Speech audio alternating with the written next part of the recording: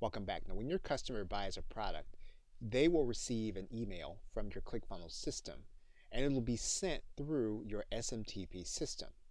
And to set up that SMTP, you'll need to go to this left side menu, and then you're going to click Outgoing SMTP. Once you do that, you're then going to click Set up Email Sending. When you get to this stage, you can either set up your email sending through your own domain, or you can use a special service that's designed to increase deliverability and an SMTP service.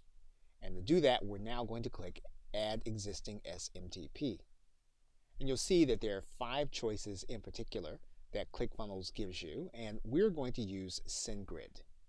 Now, in order to use SendGrid, what we're going to do first is we're going to put in a title. This will be an internal title. Your client will not see this, so you can name this whatever you want.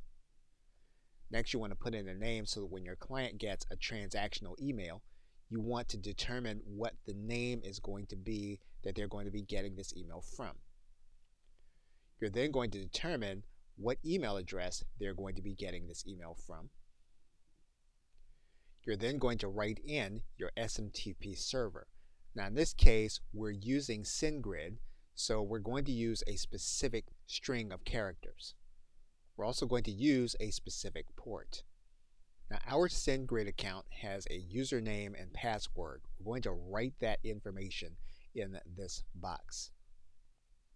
Now, assuming that you've already set up your SendGrid account, you can then put in your username and password for SendGrid in these 2 dialog boxes, along with your password. Now, your SMTP domain is going to be sendgrid.net. You're then going to choose the domain that you'll be using with SendGrid, and then you'll put in the address of your business. Now, you'll want to use the standard text for your SMTP footer, except that you'll want to substitute your company name, your address, city, state, and zip.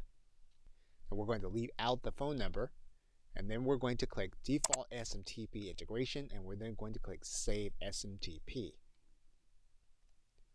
But once you've done that, you will have completed everything you need to do on the ClickFunnels side. Now you'll need to head to SendGrid. Once you're in SendGrid, you'll need to go to the Settings area. Then you'll need to go to Mail Settings. And then you'll need to click on Event Notification. You'll then need to turn this section on. You'll then need some information from ClickFunnels. Inside of your configuration, there is a webhook. You'll want to copy that entire webhook, and you'll want to place that webhook inside of your HTTP post URL.